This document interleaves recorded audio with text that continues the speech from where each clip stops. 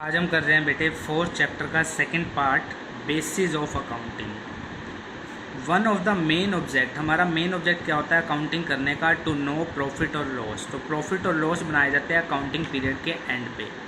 There are two basis of ascertain profit और loss. Profit और loss निकालने के दो मेथड हैं बेटे, कैश बेस और अक्रूवल बेस।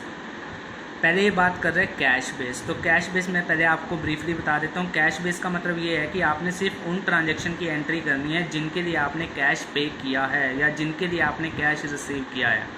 क्रेडिट, अगर कोई सामान आपने ख़रीदा है उधार में, तो आप उसकी एंट्री कैश बेसिस के अंदर नहीं करते हैं, यानी आपको यहाँ पे सारा रिकॉर्ड कैश के अकॉर्डिंग रखना होता है।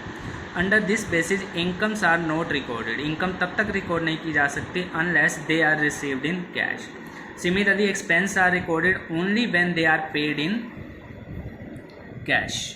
In other words, credit transactions are not recorded at all. यहाँ पे credit transaction की entry नहीं होती है and ignored, तब तक आप उसे ignore करोगे till cash is actually received or paid.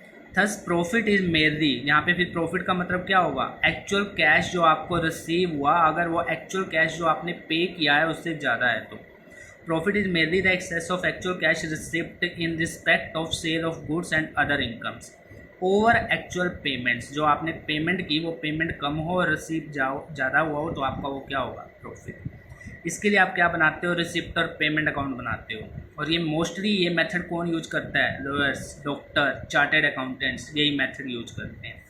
इस मेथड की एडवांटेज क्या है? सिंपल है, क्योंकि कैश आया और कैश गया, बस ये देखना है। रियलिस्टिक है क्योंकि इसमें आपको ज़्यादा कोई एफर्ट की जरूरत नहीं पड़ती। And satisfy the conservative instinct of many people.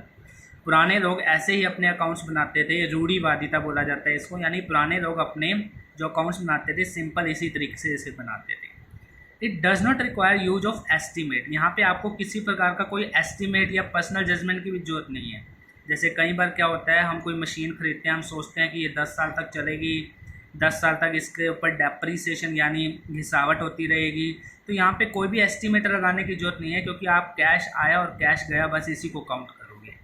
It is suitable for those enterprise where most of transaction are on cash basis. ये मेथड उनके लिए बढ़िया है जहाँ पे ज़्यादा ट्रांजेक्शन किस में होती है? कैश बेस में होती है। डिसएडवांटेज क्या है? It does not give a true and fair view for P&L and financial position. कहता है यहाँ पे ये true and fair view present नहीं करता, क्योंकि काफ़ी सारी एंट्रीज उधार पे होती हैं और वो उस साल की होती हैं, पैसा चाहे हमें बाद में रिसीव होता है। तो दैट्स वाई ये method true and fair view present नहीं करता। ये आउटस्टैंडिंग को इग्नोर करेगा, क्योंकि ऐसा खर्चा जो हो चुका लेकिन हमने पैसे पे नहीं किए। प्रीपेड को इग्नोर करता है, क्यूड को इग्नोर करता है, इनकम रिसीव इन एडवांस को इग्नोर करता है। It does not follow matching principle of accounting. अब ये मैचिंग प्रिंसिपल क्या है, ये थर्ड चैप्टर जब हम करेंगे तब आपको समझ में आएगा। मैचिंग प्रिंसिपल कहता है कि आपको उस साल के सारे खर्चे कंसीडर करने हैं जिस साल आपने कोई इनकम अर्न की हो, चाहे वो खर्चे आपने कैश में पे किए हैं चाहे नहीं किए हैं। यानी मैचिंग क्या कहता है कि क्रेडिट और कैश दोनों ट्रांजेक्शन को आप काउंट करोगे, लेकिन कैश बेस तो कहता है कैश को आप फॉलो करोगे। तो दैट्स वाई ये मैचिंग प्रिंसिपल को फॉलो नहीं करता। There is a great possibility of manipulation of profits in cash basis of account। कहता है यहाँ पे सबसे ज़्यादा धोखाधड़ी बोलूँ तो की जा सकती है, मैनिपुलेशन किया जा सकता है। आप पेमेंट्स लेट मिलती हैं कई बारी, तो इस वजह से हमारा जो प्रॉफिट होता है वो कम और ज़्यादा हो सकता है। दैट्स वाई इनकम में बी पोस्टपोन और कलेक्टेड अर्ली। हो सकता है पैसे एडवांस में रिसीव हो गए हो, हमने अभी कोई सर्विस दी ना हो। Company act 2013 does not recognise it. Company act इस मेथड को फॉलो नहीं करता। अब जो हम सेकंड बेस करेंगे उसमें क्या होगा, ये एडवांटेज बन जाएंगी और ये डिसएडवांटेज बन जाएंगी। देखते हैं। अक्रूवल बेस, नाम से ये बेटे एक्रूवल बेस। एक्रूवल कहता है कि चाहे आपने कैश में पेमेंट की है चाहे नहीं की है, आपने सारे खर्चे उस साल के कंसीडर करने हैं। ये बस ये देखता है कि खर्चा हुआ है या नहीं, कैश गया या नहीं गया उसको कंसिडर नहीं करता है।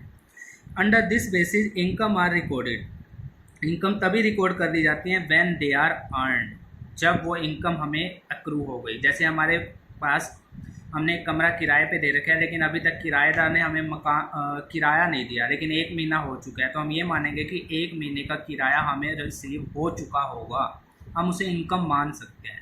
लेकिन पिछले में मेथड में क्या कह रहा था, जब तक वो पैसे ना दे आप उसे इनकम नहीं मान सकते। Irrespective of the fact whether cash is received और not, sales made on credit, अगर आपने सेल क्रेडिट पे की है तो भी आप उसे टोटल सेल मानते हैं, इनकम मानते हैं। Similarly expense are recorded when they are incurred और बिकम ड्यू, आप खर्चे रिकॉर्ड करते हैं जब वो खर्चे अराइज हो जाते हैं, and not when the cash is paid for them, आप कैश का वेट नहीं करेंगे। अब देखते हैं इसके एडवांटेज क्या हैं। इट डिस्क्लोज ट्रू प्रॉफिट और लॉस, इसमें था ना इट डजंट गिव, ये कह रहा है इट डिस्क्लोज, सेम है बस उल्टा आ जाएगा। सेकेंड, उसमें क्या था बेटे कि ये मैचिंग प्रिंसिपल को फॉलो नहीं करता, यहाँ कह रहा है it follow the matching principal. Third, यहाँ पे क्या था मैनिपुलेशन हो सकता है, लेकिन यहाँ पे कहते हैं there is consistency in computation of profit of different years in accrual basis, और यहाँ पे कैपिटल आइटम और रिवेन्यू आइटम में डिफरेंस समझा जाता है, लेकिन इस बेस में नहीं समझा जाता। ये कैपिटल और रिवेन्यू चैप्टर अलग अलग आएगा। कैपिटल होता है लाइक फिक्स्ड एसेट्स के ऊपर खर्च करना, रिवेन्यू होता है डेली रूटीन के आइटम पे खर्च करना। तो यहाँ पे कैपिटल और रिवेन्यू में डिफरेंस समझा जाता है, यहाँ पे नहीं समझा जाता है। It is recognise by company at 2013, यहाँ कह रहा था ना डजंट रहे, तभी मैंने कहा था इसकी जो डिसएडवांटेज है वो इसकी क्या बन जाएंगी, एडवांटेज। तो देखते हैं इसकी डिसएडवांटेज क्या है फिर। It is not simple as cash basis, और ये एडवांटेज थी cash base. It requires use of estimate, यहाँ एस्टीमेट की जरूरत पड़ती है। अब लास्ट में आता है इन दोनों में डिफरेंस, तो आप इन दोनों का डिफरेंस मस्त है, आप लोग पढ़ेंगे खुद ही से लर्न करेंगे।